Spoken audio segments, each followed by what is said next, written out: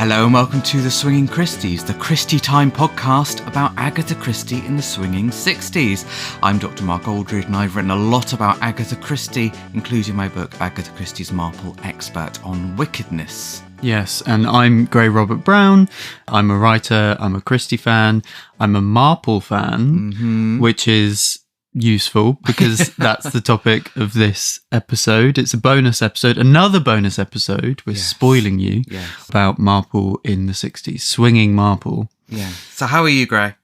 I'm good. I'm looking at so peek behind the curtain, listeners. We have a little document where we put notes to whilst we are obviously very erudite and intelligent people and extremely knowledgeable, it's just possible that we have a few notes in front of ourselves when we do this podcast.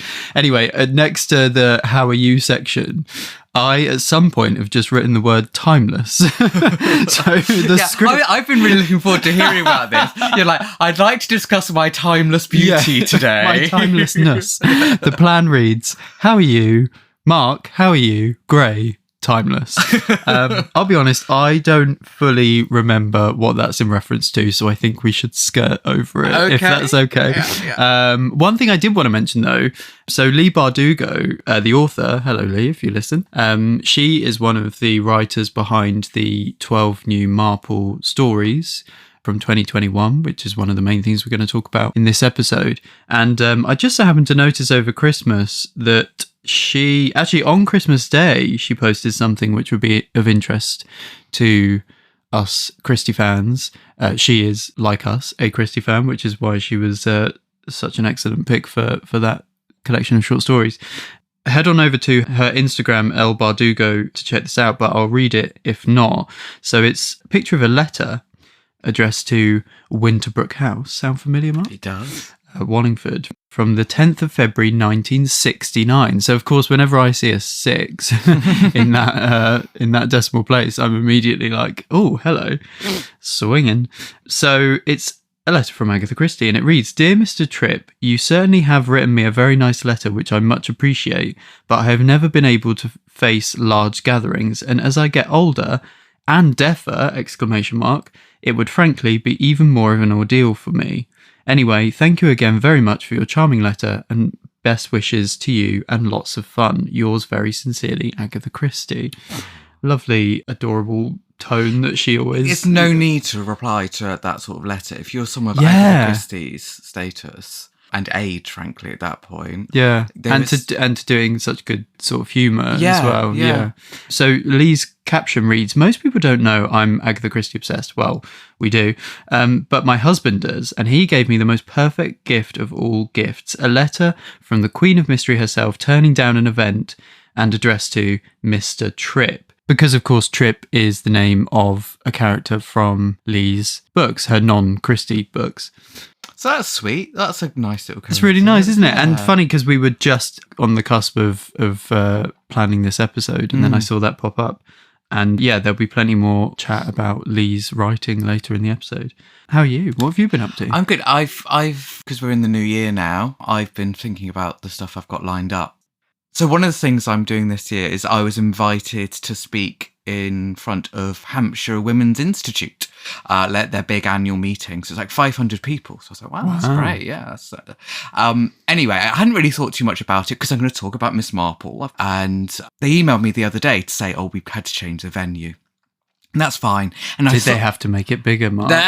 No, apparently the ceiling is falling down at the place that they were going to. So we're now at Portsmouth Guildhall. That's nice that they thought about your safety. Yeah. Because you might have ended up with a unintentional hat or something just plasterboard. Yes. So I Googled it to think, how do they publicise it? Basically trying to remember what I'd said I was going to say to make sure I hadn't promised something that I'd forgotten about. And there are 2 speakers that day. It's me and...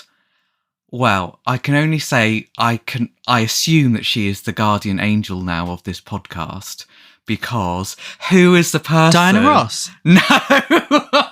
but she is around.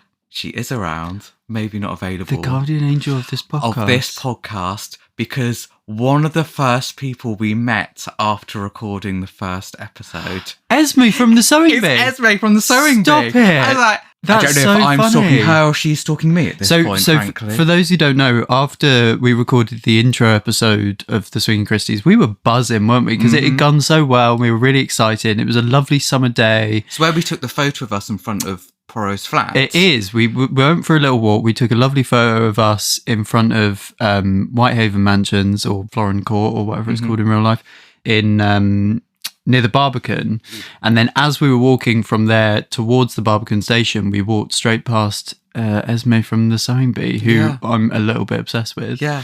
And also because she's so fashion and she was so much a part of that world, it felt very appropriate. Yes. She is very swinging. Yes.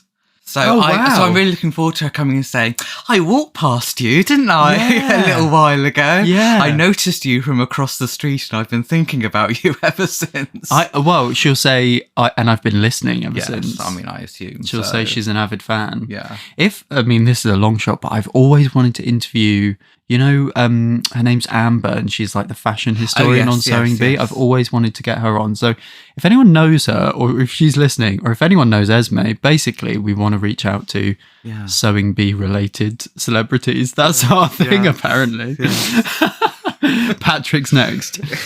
Also, our American fans are listening to this like, what? I bet it's a bit of a breakout success because Bake Off is in America. That's true. Yes, it's like our sewing equivalent of Great British Bake Off. Okay, so by 1959, which is the point at which our swinging timeline starts, as returning listeners will know, we look just before the 60s and just after, so 1959 to 1971. By 1959, Marple has already made 8 full-length novel appearances and an array of short story appearances. So how, if at all, is Marple different in the decade we're looking at, would you say, Dr. Mark Aldridge? I think that she sort of stabilises in the 60s a lot. That there's a lot of recurrent stuff. So when you read them back to back, there are often reminiscences and sort of things that she discusses that recur in more than one book. And I think we especially see by the time we get to Bertram's Hotel in 1965. At Bertram's Hotel is a Miss Marple novel set in a London hotel, which is not quite what it seems. She has really merged her memories with Agatha Christie, because there's a whole thing about Miss Marple is not Agatha Christie. Of course she's not, especially early on, but by the time you get to the 60s, because Miss Marple and Agatha Christie are sort of the same age now, their memories are going to be quite similar. And so she is much more established as somebody outside of the modern world as well, but with fantastic insight. Whereas I think when we first meet her, she's still part of the world, but just sat in the corner of it. And now I think she's sort of outside of it a little bit more. That's my feeling about it. That's interesting. I mean, so obviously your book, Agatha Christie's Marple, Expert on Wickedness, both that and the Poirot book go through the timeline chronologically and have these sections per decade. So you have a section on the 1960s, which encompasses these Marple books that we've been talking about. Well, actually, I think I know the answer to this, but did you write it in that chronological order? Did you jump around at all? And when you got to the 60s, was there anything other than what you've already said that struck you and new about Marple? Yes, I did write it in order, pretty much. Some of the adaptation stuff I did in a slightly different order when you get to the 80s, but for the most part. I think what was quite interesting was loads of people discuss Miss Marple and Poirot in the same breath, and yet Poirot is a much more consistent figure for a long time than Miss Marple, who Miss Marple really disappears. And so it makes you realise how much Miss Marple is weighted towards the end of Christie's career. I call her a reassuring presence, both for the reader and for Agatha Christie as the writer, because I think that there is something about Miss Marple that my feeling is that Agatha Christie didn't have to reach very far to understand what Miss Marple was like. And again, that's not to say that Miss Marple was Agatha Christie, but that clearly Agatha Christie knew how Miss Marple would react, what her place in the world is, what sort of stories she might encounter. And, there are big gaps in 10-year gaps between some Miss Marple stories. And so it's that thing of solidifying it, I think, Yeah. and that she becomes much more important to Agatha Christie's output. Yeah, I think you're right. I think there is, maybe for more casual Christie readers, there is a perception that Poirot and Marple, as you say, and I would go further and say probably Tommy and Tuppence as well, there's a perception that because you look at the dates and you go, well, you know, the first outings for all of them in the 20s, the last outings for all of them in the 70s.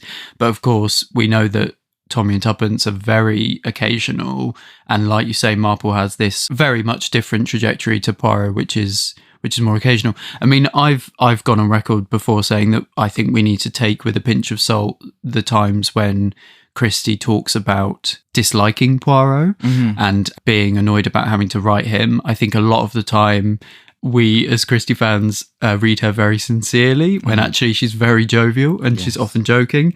I think she also, it can't be underestimated what a huge Conan Doyle fan she is, Arthur Conan Doyle, Sherlock Holmes fan she is. And a lot of that is trying, maybe subconsciously, to align herself with the tradition of Conan Doyle famously wanting to bump off Sherlock Holmes, finding him a nuisance and then bringing him back because of fan outcry. That's sort of a well-known story. Having said that, I do think you get the sense that she just likes Miss Marple a bit more. And that's probably why, like you say, reassuring presence. As she gets towards her later years, she is going to that well a bit more. She did say that she preferred Miss Marple in one of her rare interviews. And I've said before in one of my talks I gave around the book for Poirot, there's that thing about that quote about, you know, why did I ever create this bombastic and, you know, and why am I tethered to him and that everyone always quotes. And then you go, and then the next sentence she says, but I must confess that he's won, and that actually A Strange Affection has, and this is only like 1936 that she's saying this. Yeah. So she's just had a run of having to write a lot of Poirot because she is, you know, in a new marriage now. She's divorced. She's got a family she wants to provide for. And so, of course, if you do lots of things back to back, you're going to get perhaps a bit fed up with it, no matter how much you enjoy it. Yeah, so it's very clear that she resented being told to insert Poirot when she felt like a book would stand alone. You can also see quite clearly in John Curran's exploration of the notebooks that there was a lot of flexibility when she was planning out new stories. Is this a Marple? Is this a Poirot? So I don't think it's as cut and dry as maybe some people might think. I agree with everything you said about why the 60s kind of belong to Miss Marple. I guess another reason is because she was hitting the big screen in that in that period. So the Margaret Rutherford films, which we've talked about a lot, are released between 61 and 64. She also... It's funny, I don't know if I would have given this answer had we not just done the revivalism episode, which is on your feeds now, listeners, if you haven't caught it already. But it suddenly struck me, you know, throughout the Marple canon, and indeed in these new Marple stories that we're about to discuss, Marple is described as a Victorian. You know, she sort of represents those times in many ways. And after the revivalism episode, I thought, well, but that's cool now, you know? And there are so many conversations, I think you said, about how, you know, Victorian furniture was out of fashion and decor and aesthetics was out of fashion in the earlier years of the 20th century. By the 1960s, Victoriana has become unironically cool again. And what's Victorian? Well, Miss Marple. So I wonder if that has something to do with it. So a quick reminder of the key 1960s Miss Marple titles. So Mirror Cracked from Side to Side, 1962, A Caribbean Mystery in 1964, A Burton's Hotel in 1965, and then there's also the printing of Greenshaw's Folly, which is a little bit before our era, but comes out in the book Adventure of the Christmas Pudding in the 1960s. Yeah, and I've said, I can't remember which episode, but I've said in a previous episode that another reason that the 60s clearly belong to Miss Marple is for the first time in the Marple canon, she appears in two Christies for Christmas back to back. And obviously we have the interruption of Star Over Bethlehem, which is published slightly earlier, and it's very much an outlier.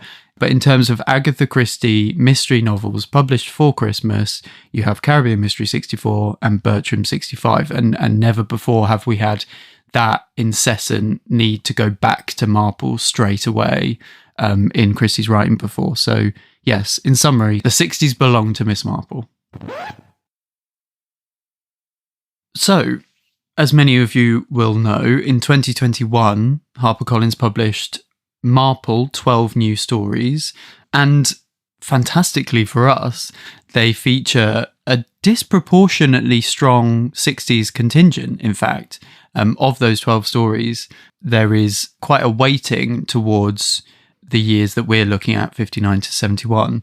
Yes, so when this was in the planning stages, I know that the idea was that there would be a fair amount of freedom given to these, very respected, great authors. You can't go and say, and you've got to write a story about Miss Marple doing this or doing that. But there were a few rules that I believe were communicated to them, that they must take place within the sort of accepted time period of Miss Marple. In other words, between the first short stories in 1927 up to Nemesis at the beginning of the 1970s. See, I find this fascinating, and maybe at the next Agatha Christie Festival, I'll corner David Braun and ask him about this. David Braun, your publisher and the publisher of these stories at HarperCollins, because what this does by saying you have to set everything between 1927 and 1971 is, well, for starters, it kind of backs up our thesis, if you like, from the Swinging Christies, which is that Christie wrote contemporary fiction. Not everyone necessarily recognises that or indeed talks about it, but every outing is in some way inextricably linked to its socio-political historical context. It also kind of invited all these authors they assembled, and it invites them all to really hone in on that in terms of rooting their story in a time. And I don't know if that's necessarily something that they would have led with if not, because like I say, Christie does have this is what I meant by timeless. Oh, okay. Because Christie has this reputation of being, oh my God, it all makes sense now. Because Christie has this reputation of being Christie time, of being this, of being this sort of elusive, non-specific time period.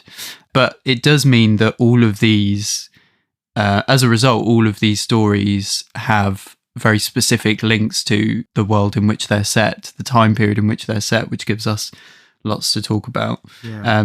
So the full list of stories we're going to talk about. So there's Miss Marple Takes Manhattan by Alyssa Cole, The Open Mind by Naomi Alderman, The Jade Empress by Jean Kwok, A Deadly Wedding Day by Dreda Say Mitchell, The Murdering Sort by Karen M. McManus, and finally The Disappearance by the aforementioned Leigh Bardugo. I did just want to shout out, though, aside from these stories, that there are a couple of references to 60s Marple matters. David told us recently, or told you the other day, that the character of Bertrando in the Ellie Griffith story, yes, which is called Murder at the Villa Rossa, yes, he's called Bertrando, and that is was intended to be a reference to Bertram's Hotel, right? Yes. Because he's the hotel manager. Yeah. And also I noticed that in Lucy Foley's story, the opening one, which is set about 20 years earlier in Marple's timeline, but Marple makes reference to knowing and liking her Tennyson. Nice. And of course, Alfred Tennyson is where the Mirror Cracked quote and title comes from. The Mirror Cracked from Side to Side is a Miss Marple novel about a poisoning at a film star's house. It's from 1962. So, yeah, they are seeding these 60s ideas. We're taking over. So, yeah, well, what is the historical context of these stories then? In Miss Marple Takes Manhattan, the Alyssa Cole story, so we can set this, I was really proud of this bit of research actually, and we can completely squarely set this in 1963. In fact, in February 1963, because there is reference made to the fact that the reason why Miss Marple is in New York is for Raymond's play, but he's also, while she's there, invited her to the Metropolitan Museum of Art in New York, where the Mona Lisa was on loan, and the Mona Lisa was only on loan in February 1963. But even without that, we're very clearly painted this picture of New York in the mid 20th century, aren't we? So there are a few other relevant quotes. The opening image is Miss Marple was very far from the village of St. Mary Mead. She was improbably standing on a traffic island in the centre of Herald Square, Manhattan. I love that improbably because it's hanging a lantern on the fact that we will get to story 3. Stories 1 and 2 are pretty classic Marple, aren't they? Very faithful to what you expect. And then you get to story 3 and she's in New York, and you can imagine readers sort of balking. She was improbably there, but she's there. And that's the story that we're doing. A big setting in the first half of the story is Gimbel's department store, which, I don't know about you, it felt very much to me like, well, there's a few references. There's the department store in Carol, or The Price of Salt. Okay. That very much came to mind. And something that was inspired by that, actually, is the Menkins department store that you see in Mad Men. And indeed, there's a whole storyline later in Mad Men with Joan has a friend, Carol, and Joan ends up working in a department store. And all of those scenes with the kind of glitz and it felt very much like Cole was evoking that. I wondered as well if there's maybe a sense of the nostalgia invoked in a place like that being slightly manufactured, and if we could read into that the same sort of thing that Christie is doing in Bertram's Hotel. Yeah, because Miss Marple realises when she goes to the New York department store that actually lots of the pleasure in shopping the places she is familiar with is because she's familiar with them, and that they bring back. Yes. So, I mean, we get like this with Army and Navy stores. And Navy stores.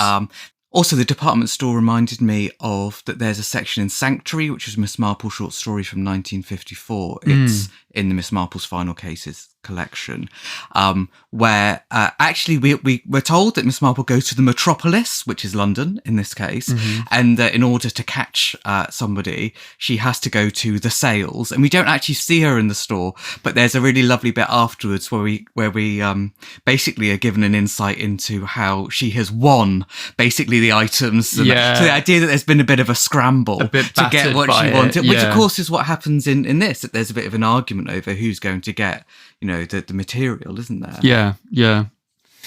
Yeah, and not unrelated to that actually, but there is this backdrop. Cole's very careful to point out that New York is certainly at this point the crime capital of the world, and Raymond seems to think that New Yorkers have a bit of a feral quality to them, which is just such a potent kind of backdrop for the series. I guess it's kind of justifying why it makes sense to put Miss Marple in New York as well. And I was interested to read in it that we obviously did a whole episode pretty much about the Cold War. In our Armageddon episode, we were talking lots about that, and how about things like, American politics in particular, and all the sort of communism scare and everything. That is a really important part of this story as well, that it is something that is integral. And that also everybody knows about. It's not just an American thing. This whole McCarthyism, it's something that everybody has an awareness of, including Miss Marple and especially Raymond, where it's almost seen as a bit fashionable, but, underground a bit to be a communist, because you can't be too upfront about your views because you don't know what might happen. So McCarthyism obviously being the whole movement at higher echelons of politics to oust communism or anyone who might have left leanings, and people having careers destroyed, especially in the arts. Writers of films, for example, ended up basically losing their jobs, but many of them continued to write but had somebody else's name attached to them because you couldn't get a job, you were blacklisted. Yes, exactly. And there is reference made to the House Committee on Un-American Activities in the short story, which was basically the committee tasked with this blacklisting. What is quite interesting is that we meet in the story an actor called Junie Prince, who is black, and she's very much painted as an outsider in two ways. One is the colour of her skin, and the other is the fact that she is a communist.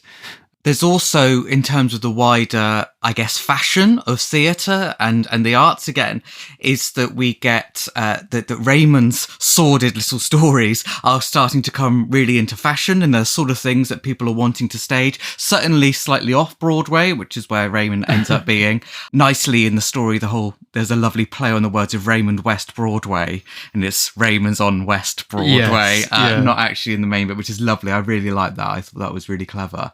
And you pointed out that actually there's little bits that almost sound like they're written like a horror film, but there's also an explicit reference, because we're told that two things then happened at almost the same time. The electricity brightened and a sharp stab of light, then went dark and a chilling scream straight out of a 50s monster film, filled the entire theatre from floor to rafters. So yeah, we are slightly beyond because we're post-Psycho now, so monster films are not so much what we're getting, but we know exactly what they're talking about, that chilling scream. Yeah, I like that. So it's we're told Raymond's most popular novel, which is called Sordid and Unpleasant, but the show is just called Sordid in capital letters, which is so like that's such that you would, just to make it punchy. You can imagine theatre director making that alteration. Yes. And Raymond's really pleased, isn't he? Because all this whole thing about political intrigue ends up being important, communism and all sorts of things about politics and how people are perceived ends up being a really important part of why his play is being staged in the way that it is. So he actually says, "Are you saying that the adaptation of my play is a casualty of American political intrigue?" And with Raymond, you never quite know which direction he's going to go there because he's, can get grumpy about all sorts of funny things. But Raymond actually exclaims it, sounding not at all put out by the notion, "This will make me the toast of all of literary England." So yeah, I mean, it's a bit exciting. Whereas it might be something that's quite scary because you could lose your career and everything in America being caught up with this. In Britain, hey, it's sort of fashionable to be caught up in something like that.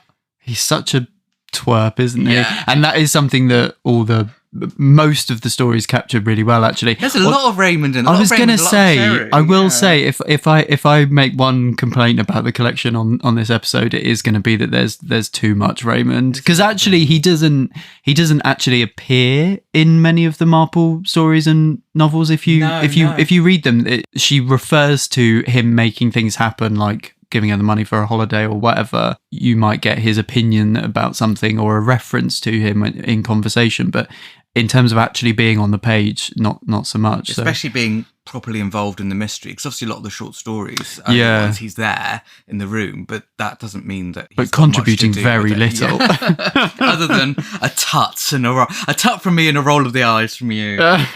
God, are we Raymond? We're so Raymond. And then, so we've done the kind of historical context, but there's also what we're calling Marple context to each story, which kind of situates us within her timeline and has confirmed the years that we've been applying to each story. Well, I mean, I was impressed by this one and all of them, that the writers have obviously really read their Miss Marple and have thought about where she is in the world, because almost all of them, if not all of them, have got references to other stories. All of them, I think, yeah. David said on All About Agatha that he thinks they all went away and reread the Marple canon, and you can feel that. You really can feel that. Yeah, you can feel that little bit of joy, I think, from them sometimes. Well, they're like, "Oh, I can bring that in. I can reference that." Fans. Yes. Yeah, Miss Marple Takes Manhattan. There's a mention of a producer in the male lead of Raymond's play, and while Raymond asks, "Why should you have heard of them, Aunt Jane?" Actually, of course, Miss Marple has been researching Hollywood names in The Mirror Cracked. Yeah. So this gives us perhaps a sense of that she's widening her world in lots of ways around this time. So definitely after Mirror Cracked. Yeah. Before Bertram's, I mean, we do get a Bertram's reference of the hotel. She thinks it was no Bertram's. But of course, we know at the start of Bertram's that she is aware of Bertram's hotel long before she stays there. Yeah. I just thought it was interesting as well. There's a bit, she bumps into those Americans in the department store. Yes. And there's a discussion about placing her accent, and then the American does a really bad imitation of Marple's accent. And I thought, I mean, it's almost definitely not a reference, but it's just funny because any discussion of Miss Marple and accents makes me think of Helen Hayes and indeed Angela Lansbury, both of whom will go on, not in this decade, but they will go on to star as Miss Marple in film adaptations of Marple books from this decade. Yeah. Lansbury's British. Oh, really? Yeah. Why is the accent so bad then? Well, because most of the time she was in America.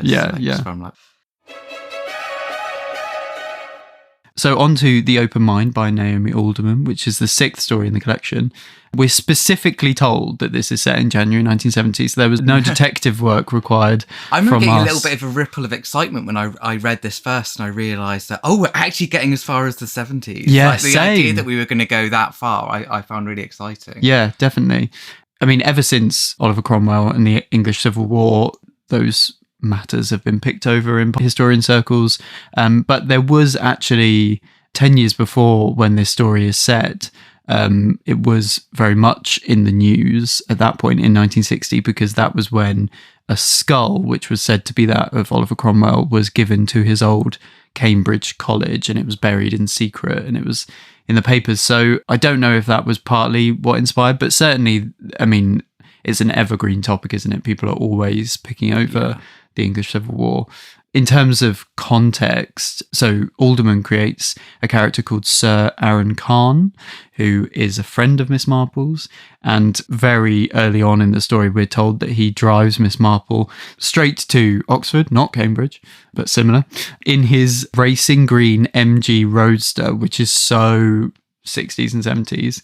And what a great visual to imagine Marple arriving in style. It really reminded me of Murder, She Wrote, where Jessica Fletcher... Of course. What doesn't remind you of Murder, She Wrote? Well, you're the one who's drinking from... You picked the Jessica Fletcher mug today. Let me take a slurp from Jessica as you speak.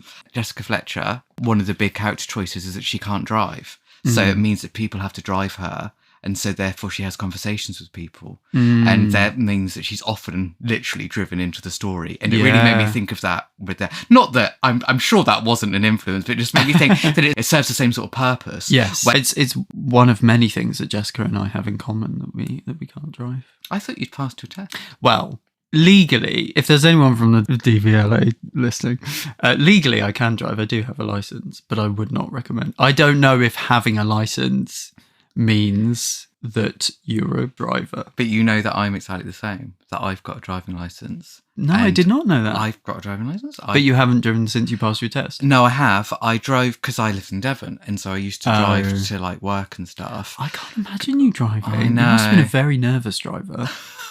Like lots of indicating, like lots of unnecessary indicating. I mean, I get that indicating is necessary sometimes. I think, but I haven't driven for nearly 20 years, maybe. Yeah. But I was saying to James the other day, or not the other day, a few months ago, that I really should do a little bit more driving, because I'm like, if he breaks his leg or something one day and he's got to get to hospital, it's crazy that I wouldn't feel that I could just drive him there. I'm picturing like James is on the floor in agony, and you're like ringing up the local teacher, being like, can I do a fast track refresher course, please? It might be necessary.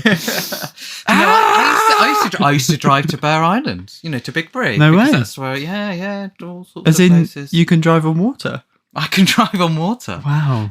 And there's some further media context in this one, isn't there? Because I noticed, to begin with, that there's mentions of the BBC, and I think that I suspect that everybody listening to this, unless you're over about 110 years old, will have always been familiar with the BBC because it was started in 1922. But Miss Marple actually, only comes into being in terms of the first story being written about 5 years after the BBC is, created in the form that we know it now. So actually, for Miss Marple, the BBC will be not necessarily a new thing, but a thing that isn't always there. So a character talking about Professor Crayling, who's one of the main characters of this story, says he thinks he'll be the next Kenneth Clark. And that's in reference to Civilization, the 13-part documentary series, kind of landmark series, which was broadcast the year before in 1969. And we actually get in the story, so there's Elspeth Harkin, who is a producer from the BBC. And perhaps to echo the fact that in Miss Marple's mind, the BBC might represent more modern things than perhaps it does to people born today. We're told she was a modern young woman with long brown hair and a deep fringe, wearing a black and white polka dot long sleeve dress in the fashionably short style that showed most of her dimpled, slightly mottled legs. These fashionable styles didn't suit everyone, Miss Marple thought, and Elspeth Harkin seemed rather a victim of the current trend as she self-consciously pulled the hem of her dress. "I should have worn tweed like you," said Elspeth, half apologetically. And that's interesting for a few things. I mean, one, it describes very much a contemporary look. We talked a lot about this in our fashion episode, which is worth a listen if you haven't already. But also it's slightly scathing of how flattering it is to this character, which is very much in keeping, as we discussed in the fashion episode, with the way that Christie writes about these fashions. In fact, dimpled, slightly mottled isn't saying sweaty and dirty, but it's not a million miles away from the way Christie talked about these fashionable young women. And also I liked I should have worn tweed, because I'm sure I've heard it said before that one of the transformations that Miss Marple goes on is she starts off in Victorian lace caps, and by the end she seems to have de-aged slightly and is wearing slightly more modern tweeds. So actually, wearing tweed is a very period-specific Marple to 1970 when this story is set. Yeah. In terms of other context as well, you also noticed that obviously there's a lot of discussion about universities in this one because that's the setting of it. And there is discussions about changes. Oh, goodness me. As somebody who works at a university and has worked in the higher education sector for 20 years now, it's always changing. It always has changed. And so you sort of look back at these and roll your eyes a bit to go, okay, yeah, it's never stable. Budget cuts, goodness me, I've never heard such a like. Sir Aaron says it's all Open University now and flinging the doors open. That's a very contemporary reference because the Open University was only created in 1969. Oh, really? I didn't realise. And this is January 1970. So Yes. I wonder if it's a little bit too soon. I don't know quite the amount of fanfare that the Open University was launched to, but I guess people in the higher education sector would have been very aware of it, so it makes sense as a character note. And Dr. Agneta Strom says that I notice Harold Wilson, the Prime Minister, doesn't intend to return his Oxford degree and take an open one instead. Hypocrisy is everywhere. You just think that makes no sense whatsoever. Like, as an argument, that's really poor. I'm going to fail you if you go for another Viva, Dr. Strom. Yeah, but it shows the attitude that some in, shall we say, conventional higher education probably had when the Open University came along. Of course, the Harold Wilson reference there, the then Prime Minister, and there's a reference to Hugh Weldon as well, so quite a few figures from contemporary times are shouted out. It also struck me that this was a time of second wave feminism, but from a modern perspective we see a lot of victim blaming in this. So there's a discussion of the Harrison girl who was apparently a good friend of Dr. Strom, and that we're told, and this is quoting, Cuthbert touched her up. Everyone said she ought to keep quiet about it, but she made a fuss, went to the university. Of course, Cuthbert said she'd been as keen as he was and just regretted it afterwards. He said, she said. And this is such a, outdated, well, we would like to think outdated perspective, but one that immediately makes you go, oh, this is a different time. Certainly that a leading female academic would openly and publicly say this sort of stuff is, quite shocking from this perspective. Although we've still got these great shows. We've got a female producer from the BBC. We've got women in roles that they wouldn't necessarily have had even a few decades earlier, but clearly still a lot of work to be done as there is now. Yeah, in many ways it feels very much like a Me Too aspect to the story, but makes a lot of sense when you think not just in terms of historical context, but Naomi Alderman, of course, is best known for her book The Power and now the TV series The Power, which is held as a kind of modern feminist classic. We get drugs. Get drugs. Quaaludes. Professor Crayling gets them from a doctor on Harley Street to help him relax, we're told. And indeed, it's well known as a drug that's been used for predatory reasons. And so that has a real life connotation. There's also a reference to changing attitudes towards drug taking that I think people can often think there's a single trajectory of one thing becoming acceptable, another thing becoming another. It feels like it could almost be a quote from our drugs episode. That we did. It's perfect, isn't it? Yeah, because we're told drug taking that had once been considered rather demeaning and low class in 1959. I mean, they're literally writing it for us. Now in 1970, thank you, seen even among intelligent people as a sign of an adventurous spirit and a nose for fun. I think that nose is surely a joke. But Miss Marple remembered a time before there were any laws at all about the taking of drugs. She recalled that during the Great War, one could buy a welcome present for friends at the front at Harrods, cocaine, morphine, and all the accoutrements. Young people always thought they'd invented everything. I think we do refer to that, don't we, about the legality of it in our drugs episode. We do. That you could buy, literally a needle and cocaine and morphine and send it out to our good boys at the front. And then maybe most thrillingly, in terms of period, we've got a computing machine in this. So we've had in the world of Agatha Christie, Ariadne talking about Poirot as if he is a computer. But there's something about placing it along Miss Marple, which feels even odder. But there's also sort of references to computers not even being on the cusp yet of breaking out beyond things like universities and payroll and stuff, because that's what they were used all the way up to the 1980s, really.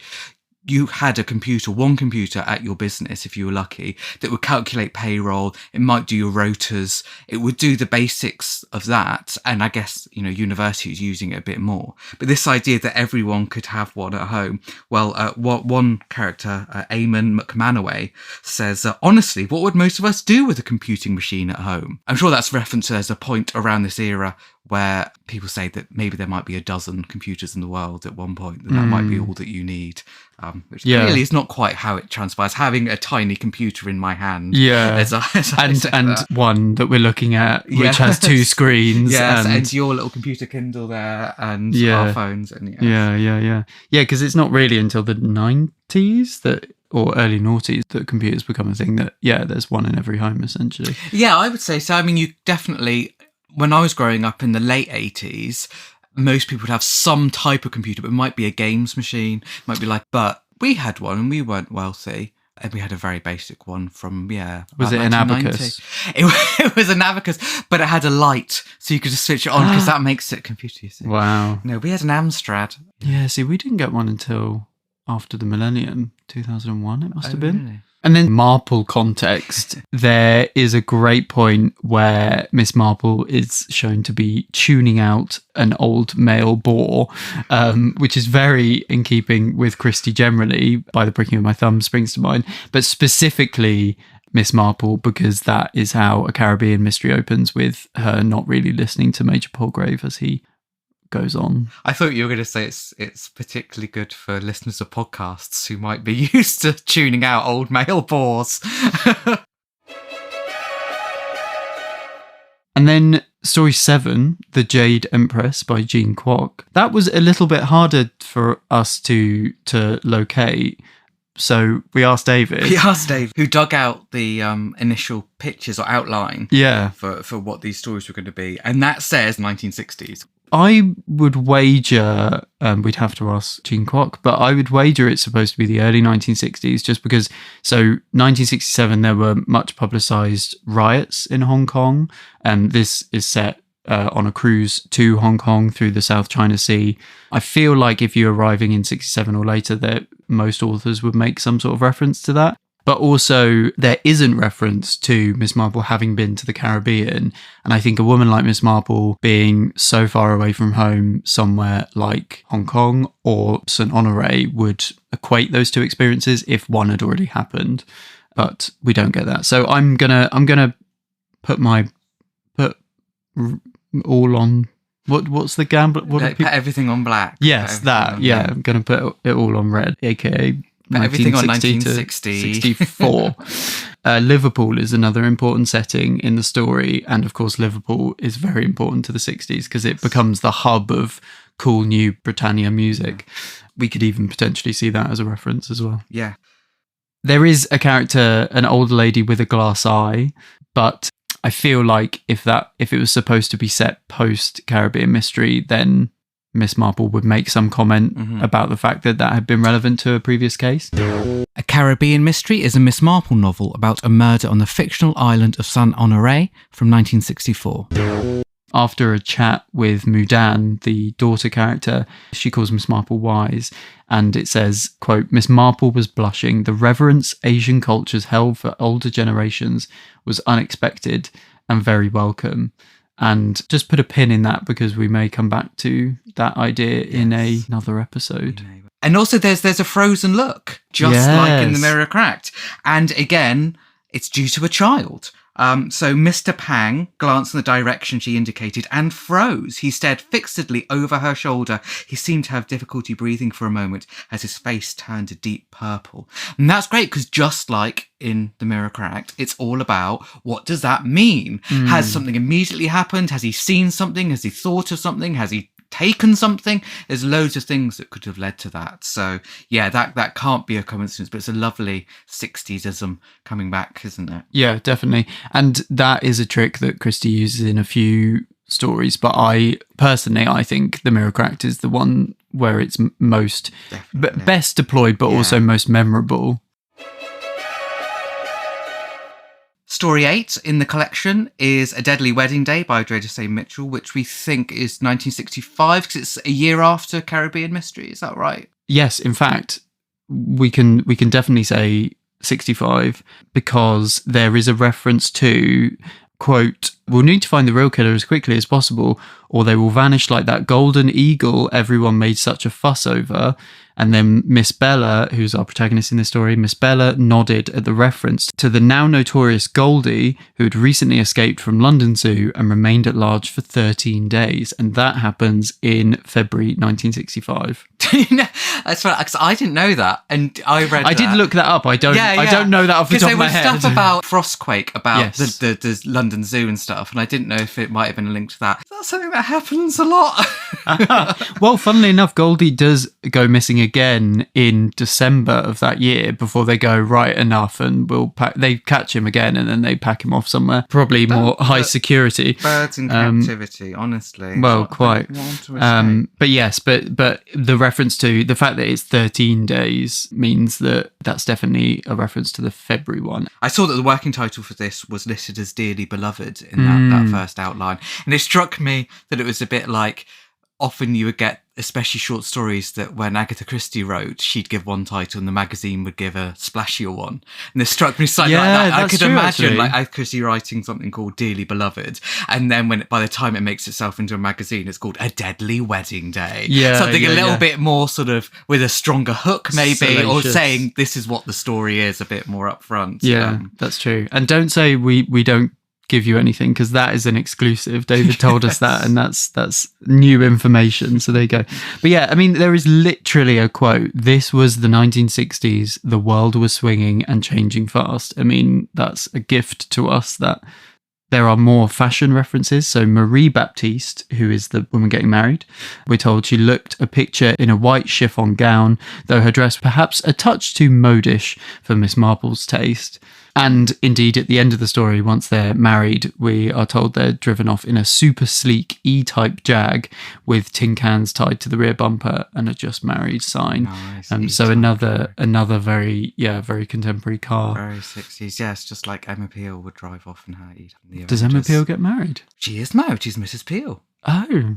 Yeah. Do we see her get married though? Well, no, she is married, and then we never really know anything about her husband for a long time. And then the episode she leaves, right at the end, she's in Steed's flat and she's reading a newspaper, and it says, Mr. Peel found in jungle, and basically he's been missing for years. Oh, stop it. Yeah. And then she says goodbye to Steed and goes down to see, and he is, of course, dressed just like Steed. He looks exactly like Steed, and they drive off together. Oh, yeah. Wow. In fact, I think it is Patrick McNee playing him. Yeah. No way. Yeah. Friend of the podcast, Benedict, always threatens to invite me around and sit me in front of the Avengers, but I've still never seen it. There's also a reference to the collection of individuals at the wedding reception look like a scene from one of those modern new wave films that critics seem to enjoy so much, but which left their audiences thoroughly confused. I don't even know if that's true. Yeah. Like, they were popular, these Yeah. British New Wave films. Saturday Night, Sunday Morning, stuff like that. They were really successful. Yeah.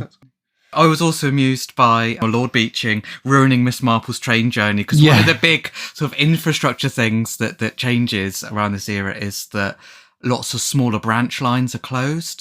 So, and this is the railway, I should say, so that basically only the main routes survived, and there were all sorts of places where stations were closed or little, sort of like I say, branch lines were decommissioned.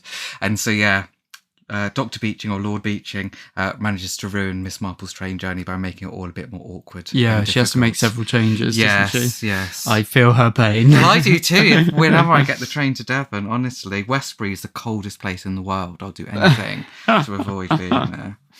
Like The Open Mind, the story we discussed before, Miss Marple is familiar with Bishop Ambrose from this story because of the BBC. He was a regular guest on the wireless, particularly the BBC's Home Service, where he was known to hold forth on the evils of the permissive society. And that's the second of two references to, quote, the permissive society. We've talked about that throughout the podcast, the sort of sense that pop culture in the 60s were licentious and pushing the envelope too much in terms of naughty things. Yes. And that was a particular phrase popularized by Mary Whitehouse in her kind of moral crusade against these things. And there is just a little joke almost about somebody coming up to Bishop Ambrose and saying how much they enjoyed listening to his talk and saying, oh, how completely right you were. But also this person doesn't know the difference between the Beatles and the Rolling Stones. So actually, they sort of feel that they understand that must be correct, this moral crusade, but they haven't actually looked into it. They don't really understand it. They just instinctively don't like it. Yes, yeah. We get a character called Miss Bella Baptiste. She's the protagonist, really, in The Sleuth. It's funny, Brad Friedman, in his and Kemper's discussion of this collection on All About Agatha, said that he felt that Miss Marple took a bit of a back seat in this story. And I think that's probably because Miss Bella takes the front seat. And I really enjoyed that character. Miss Bella, but we both said that it would be great to hear more from her. She would be a great recurring character, wouldn't she? But they're old friends. And I think that's interesting that the reference is initially to them having most recently seen each other in Saint Honoré. Yes. But that isn't all. It's not like they happen to have seen each other once or twice perhaps over there and they got friendly, because actually they're quite long-term friends, which I love about this, because we're told they had actually first become acquainted within the confines of an air raid shelter during the Blitz. While bombs dropped on London, Miss Bella had whiled away the time explaining to Miss Marple, up for a brief visit to the metropolis, how she had not been allowed to serve in the auxiliary territorial service as the then young Princess Elizabeth had, but how she had recovered from that knockback and fought tooth and nail to be admitted to the Women's Auxiliary Air Force instead. The unit had contained other Caribbean women like her who had answered the call to help the motherland, as they had been brought up to think of England. Miss Bella had then, post-war, stayed on and become a nurse in Britain's new National Health Service. So Miss Bella and Miss Marple known each other for a long time and been through a lot of history since the 1940s. Yeah, I think it works as a shortcut. I think you need to feel like they have a long-term relationship so that you can immediately be on side with Miss Bella, and we are, and we love her, and she's a great sort of lead character, rather than just meeting once in St. Honoré. But it's also interesting because we talked a bit in a previous episode about how you've said that you always remember in the Joan Hickson you get more of Miss Marple actually speaking to the Islanders. Does she meet the aunt of yes, she does. Yes, she victim? Does. Yes, Victoria's aunt. Yes, which feels to me like it should be in the book. Yeah, and then you're always surprised that it isn't. Yeah. And Miss Bella is very much, it feels like Miss Bella kind of fills that gap. It's almost like a slightly better version of a Caribbean mystery would have been one that interacts with the people that actually live there a bit more. And we don't actually meet Miss Bella in a Caribbean mystery. She's not actually a Christie creation. She is a Mitchell creation. But it feels like on a metatextual level, it's picking up on those threads. Yes. And then story 10 in the collection is The Murdering Sort by Karen M. McManus, which we think 1970, 1971? Yeah, I think so. So, quote, how did Grandad manage to find a cottage that looks like something from the home counties in the middle of Cape Cod? And there is a youthful protagonist. Yes. And indeed, we've spent many episodes arguing that Christie is pretty down with the kids through the swinging era. And we've talked about things like 13 for Luck, and indeed the youth elements of Third Girl. So it doesn't feel there is a precedent if you look at it that way. You also pointed out that although it's first person, that is not unusual for Christie. No. Although first person male is more common for Christie. Yes, is that fair to definitely. say? Whereas this is first person female. Yeah. Diana, the character, she's described as graceful. And it says her long dark hair is so perfectly straight and shiny that I wish I'd taken her advice and tried using her new Vidal Sassoon conditioner on my own unruly curls. Then I wrinkle my brow and add, you changed. As soon as I say it though, I realised of course Diana wouldn't meet my aunt in shorts and a peasant blouse. She's a pro at matching her outfit to the occasion. So again, a very fashionable young woman. And that's one of two Vidal Sassoon references in the collection as well. But Diana's main character trait is that she's very anti these condominiums that are springing up in Cape Cod in Massachusetts.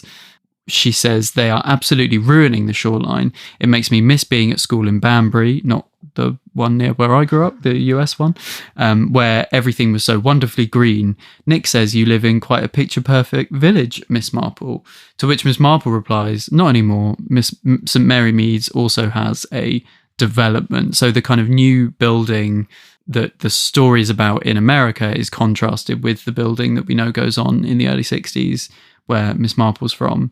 And then I think you said actually that it's almost a quote from The Mirror Crack, the way she talks about it. These people have to live somewhere and they all serve a function. Exactly. I think this is slightly disingenuous of Miss Marple here because they haven't knocked down St Mary Mead, the old one, to build this development. Her picture-perfect village is still there. It's just there's stuff on the side. Yeah. I think throughout this collection, I would say, if anything, the Miss Marple of this collection is slightly more small c conservative than the Miss Marple that we've been reading in the 60s titles. But it's interesting that is these writers, I mean, I'm generalizing, but perception of her. Yeah, because also you can pick and choose from different stories. She's got different perspectives. Yeah. So I mean, dare I say, is there in fact a reference to Star Over Bethlehem's In the Cool of the Evening?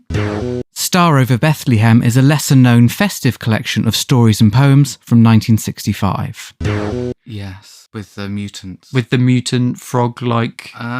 So this is all about ecology, this story. And Miss Marple says perhaps it had something to do with the frogs. They don't sing anymore, you see, which is the sort of thing that happens when land is overdeveloped and species are displaced. And then, Diana was furious that Josiah planned to develop an enormous parcel of what she thought should be conservation land.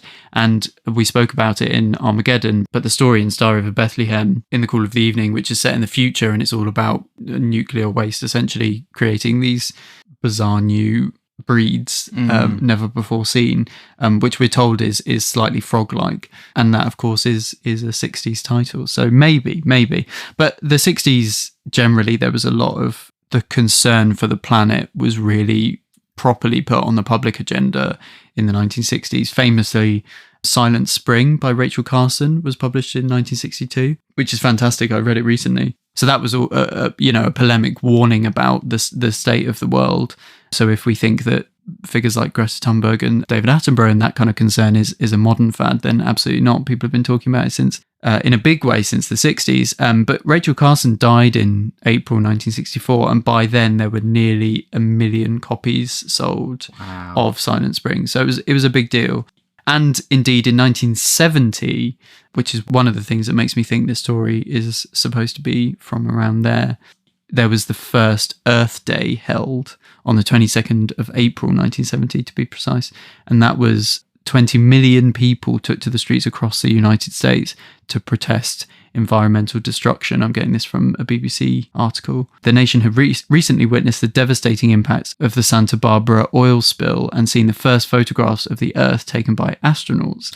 The beauty of that blue marble pictured from space contrasted bleakly with the lamentable state of the Earth that they knew from the ground. But that was huge, and again, very much publicised. So rooting the story in the early 70s, I think.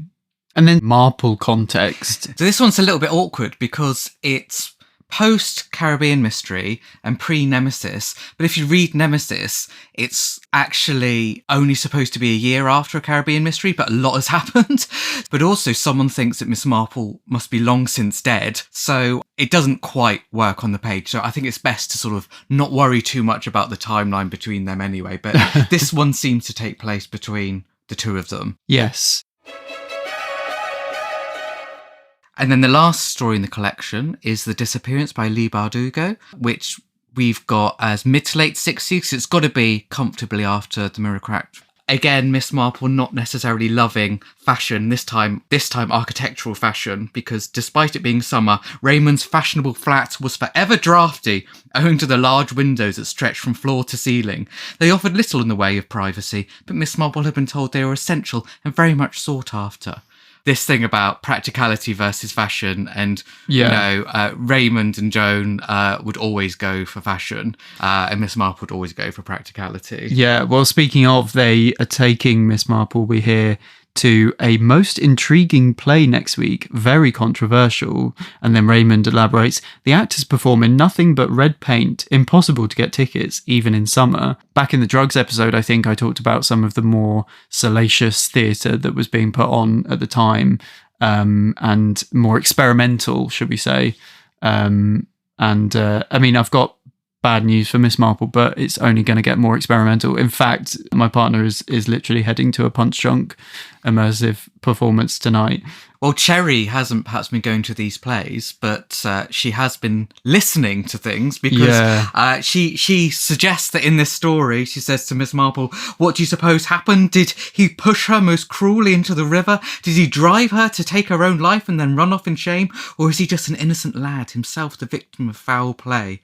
And then Miss Marple says, Cherry, you really must stop listening to those lurid radio dramas. Yeah. And the idea that radio is lurid, whereas now it's seen as absolutely, not fairly, I think, because there's all sorts of interesting experimental stuff happening in radio, but I think isn't the place you necessarily think of when you talk about lurid dramas. Yeah, it would be lurid podcasts now, wouldn't it, Mark? Yes, it would. Oh. 60s, the decade of well-known playwrights putting their debuts, their lurid plays, as leading with them on radio. So just ones that sprang to mind for me. You've got Pinter, radio plays like Night Out, Slight Ache and Night School. There's Joe Orton, who wrote The Ruffian on the Stair, or indeed Dennis Potter, things like Shaggy Dog and Moonlight on the Highway. So I think Cherry has listened to one of those or a couple or something similar. So it's late 1960s. Dolly is very off on our guide in the 1960s, isn't it, as to where we might be placing this. So she's no longer living at Gossington Hall, and we know that the Colonel, her husband, has passed away. We know that she's moved into the East Lodge, but we're also told that Marina Gregg has been and gone. Yes. Marina Gregg being the protagonist of The Mirror from Side to Side. So it's definitely post that. It feels like a little while after because she's moved out and the house has changed hands. I felt like it was years after because also Dolly has changed. So she was really happy to be in that lodge, and now we're told she's restless. That's true. She had been travelling and everything, and there's that whole thing about that, because of other things happening with her children, that she perhaps isn't seeing them as much as she expected. That's true. It did feel like time. Yeah, because she has almost initial enthusiasm, partly built on the fact that the person that's taking over the house is someone so starry and interesting, but she's maybe more. It maybe feels like more of a novelty, her living in the lodge in Mirrorcraft, than it does by the time of this story. But and also Cherry Baker and Jim, her husband, live with Miss Marple, which is a development which happens at the end of The Miracle Act. But we're specifically told, so since Marina Gregg has been and gone out of Gossington, the house has been rolled back in time, which is a gift. I mean, this is very in keeping with our revivalism episode, in fact. But yeah, if you got the quote. Yeah, so Miss Marple turned towards the hall. I see the new owners have made quite a few changes, she said, gazing up at Gossington's impressive brick facade. It's almost as if... I know, and this is Dolly, as if they've taken it back in time. When Marina Gregg bought the place, she made so many improvements. No, this feels much more like your Gossington now, says Miss Marple. And then later on, they gathered for afternoon tea in what had once been Dolly's shabby but comfortable drawing room. During Marina Gregg's tenure, it had been transformed into a grand kind of salon, peppered with modern art and bits of sculpture. But under the new owner's stewardship, it had reverted back to a traditional drawing room cast in dark wool and matching sets of stately furniture, almost like a stage dressed for a play set in an English country house. Very telling. Because again, it's not authentic. You're rolling it back to give the sense of a period, but it isn't what it was like there because you had to bring new old stuff in or make stuff look like it's old. And again, that tension between the new and the old, which is what we explored in revivalism. I've got a point to make, though. Yeah. So Brad and Kemper pointed this out in their episode, which is that in this story, Dolly Bantry has 2 children. What it actually says, so the implication in the grammar is that she has 2 children. The quote is, "My children both have children of their own now." That's incorrect.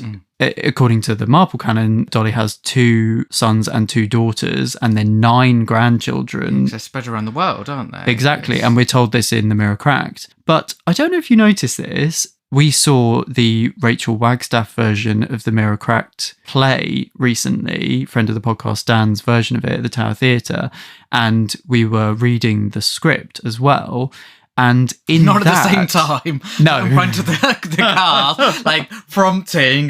Yeah. We were prompt corner. Dan put us to work. No, afterwards we reviewed the script, and in that it says Dolly has 2 kids. So I wondered if that script is what's introduced the error, and then perhaps Leigh Bardugo either saw or consulted the script, Maybe. or if there's just, or maybe it's elsewhere as well. Do write in if you've noticed this mistake elsewhere. We're here to set people straight. One of the things that's really brilliant to see about these stories, and something that was very deliberate on the part of David and the team that put it together, was lots of diversity in terms of the writers and indeed the settings and the types of characters that Miss Marple, which means that race is very much confronted head on in a few of the stories, and specifically in several of the ones that we're talking about today, i.e. the ones set in the 60s. Yeah, Miss Marple Takes Manhattan, the Alyssa Cole story. Really, from the very beginning, there is a mention to Miss Marple thinking that a couple much resembled Mr. and Mrs. Braid, the Montserratian musician couple Raymond had introduced her to. There is a thread about the offensive tendency for white people specifically to think that all people of colour look the same. How much that's actually Miss Marple falling into that trap, and how much of it is Raymond presuming that she is, or indeed Raymond falling into that trap, the jury's out on, which I thought was quite clever. And I should say, shout out to Chandra, my partner's mum, who is Caribbean, who I checked the pronunciation of Braid with. I was like, Braid? But no, she says Braid, so we're going with that.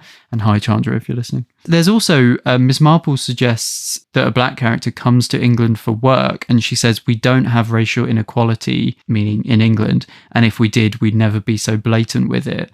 I don't know if that's supposed to highlight Miss Marple's ignorance, naivety. It's certainly not true, we know, from the real life 60s, but yeah, perhaps that's supposed to show that she's behind the times. But there is a perception, isn't there, sometimes, and a lazy one, that racism is more a problem in America than it is in Britain, which is, well, firstly, I don't know how you could ever quantify something like that, or why you would want to. It's not top trumps, but also I can't see how that's true. / I can't see if that's more used as a discussion than talking about disbanding and fighting it. Yeah.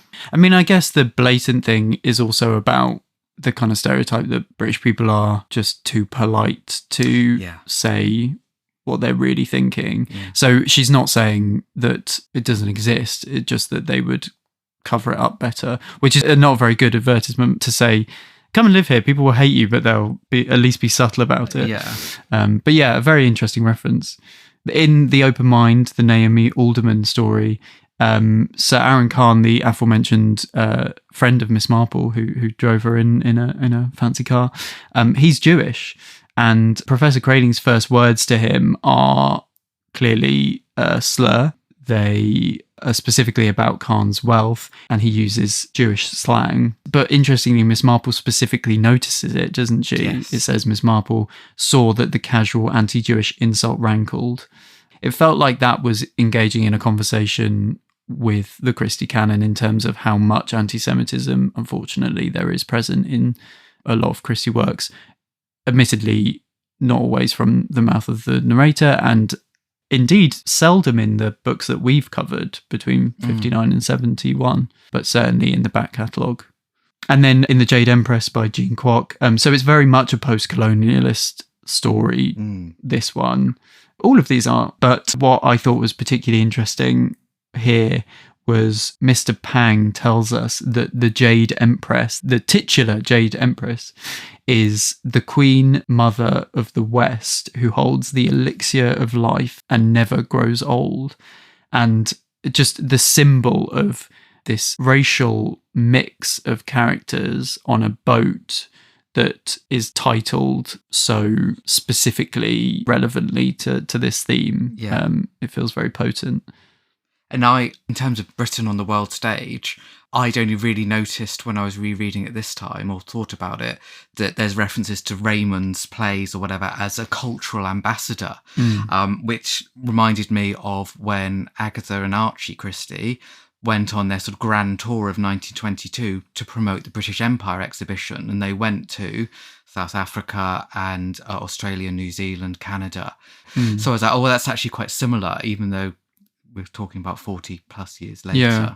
Do you think Raymond's a good enough writer to have isn't his... that strange? I was thinking the same when I was reading. I was like, oh, they're really going to love Sordid over there. Thank you for giving it its proper title. It's not Sordid and Unpleasant. It is now rebranded. Sordid. It's a shame they didn't do the sort of Oliver twist and add the exclamation mark. Sordid, exclamation mark. Sordid, comma, exclamation mark. Comma, he wrote, exclamation mark. And just like in the Manhattan story, this thing about this sort of racist issue of people all looking alike, but it serves a really explicit purpose. So in Jean Kwok here says that since many people think all Asians and servants look alike, they didn't look to see the steward going in and out of their cabin was not always the same person. So it's like a double whammy here of actually picking up on both class and race here, of like, if you have servants, are you looking them in the face? And if you're on a ship where all of the servants are of a particular race, are you just considering them interchangeably? Which we know Miss Marple doesn't do, because she explicitly, we are told that there's one particular steward that she likes and she sees. Yeah, it feels like an answer to the issue raised by Alyssa Cole, which it probably isn't, because we know from David that the writers sort of went away with a fairly loose brief and worked independently, but it shows how these themes are recurrent through multiple stories within the collection. In Dreda Say Mitchell's story, A Deadly Wedding Day, we should say actually we had hoped to interview Dreda Say Mitchell as part of this. She very politely declined, just because of being busy. But yeah, there's so much of it. We wanted to interview her because we really enjoyed the story, and there's so much in her story that speaks to this theme in particular. So at the wedding, it's an interracial marriage, and the groom's parents were the white family were wearing rictus grins, we're told. There's reference made to their obvious discomfort.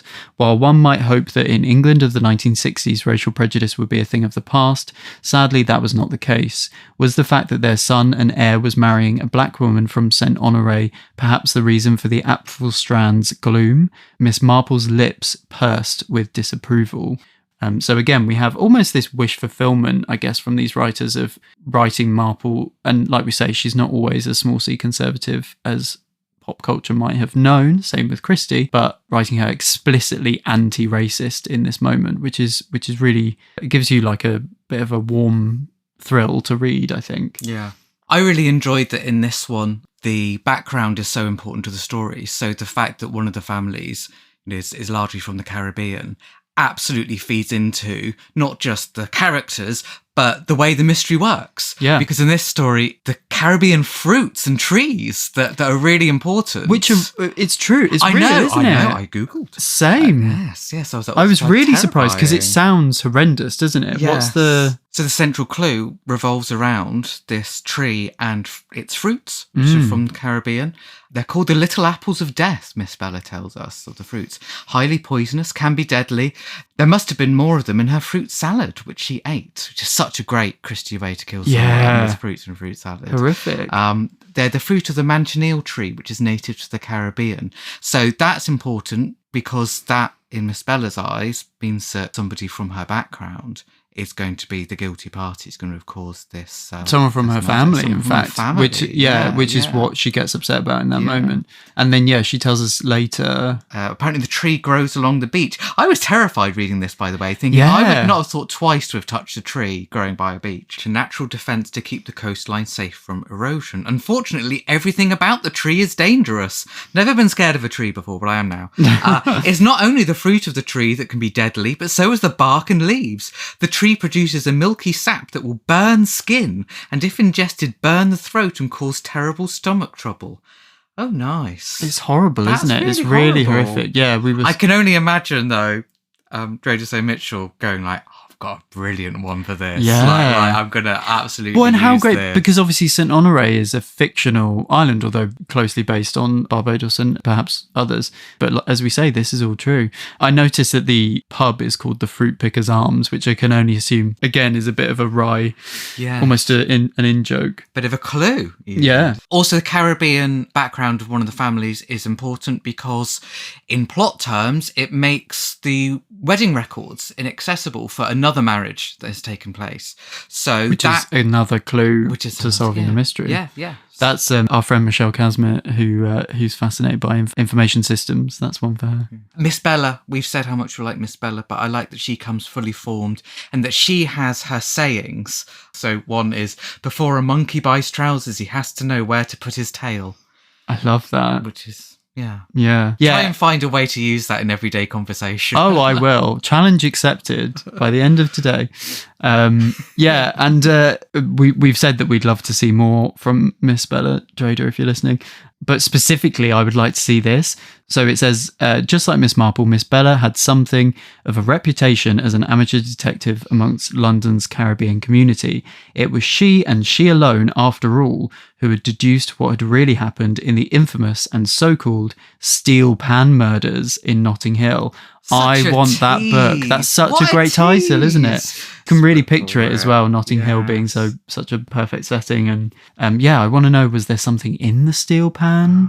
Was it somebody playing them, and then just before killing someone? I was sort of thinking. And having set up that backstory that you read earlier about Miss Bella and Marple meeting in the Second World War, when we come back to it, Miss Bella makes a really powerful statement, actually, in the story, which I thought would be a strong note to end on.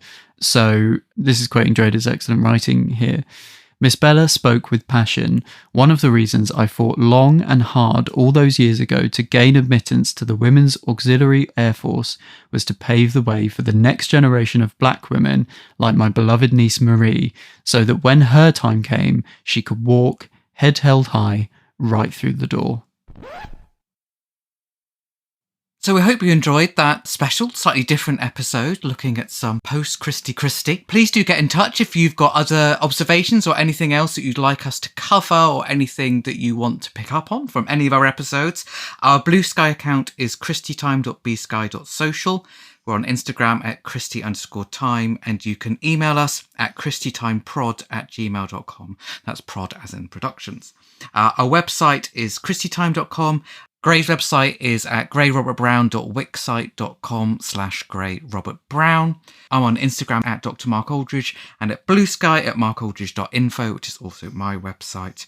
And of course, my books about Marple and Poirot are available now. Yes, and please do rate and review and subscribe to us. It really means a lot. Thanks. Thank you very much. Keep swinging. Keep swinging. Swing like Marple. Swing like Marple. Thanks for listening, you Marpleites, as Kemper would say. I'm not sure that's reached the dictionary yet. The Swinging Christies is a Christie Time project by Dr. Mark Aldridge and Gray Robert Brown. This episode was recorded on the 18th of January 2025. Our artwork was designed by Bartlett Studio, and our music is by Dark Golan.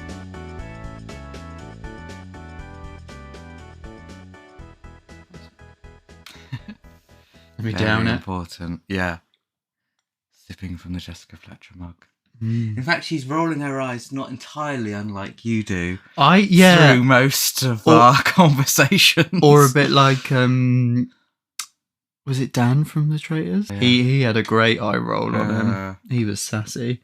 I think Tim's missing a trick. I think he should do merch with illustrations of him in drag as Jessica Fletcher as well, rather than just that. I mean, Angela's all very well and good, but I'd like to see Tim in his wig. Yeah. I don't think it's his merchandise. Oh, is it not? No, because it's Tom F. Kind or something, who I follow him on Instagram. I see. He does lots of different things, but he goes to those events himself because he does like Golden Girls stuff, and I see. So lots of camp classics. So yeah, so I've got actually in that box down there, I've got a couple of other things I bought. I love the bang thing. And I've got a magnet that's on my. I saw the magnet. Bag. Yeah. And I think I've got something for James. I can't Well, don't say it here in case he listens. No, it's all right. You just said that deliberately to set me up to be like, yes, your boyfriend listens to the podcast and mine doesn't.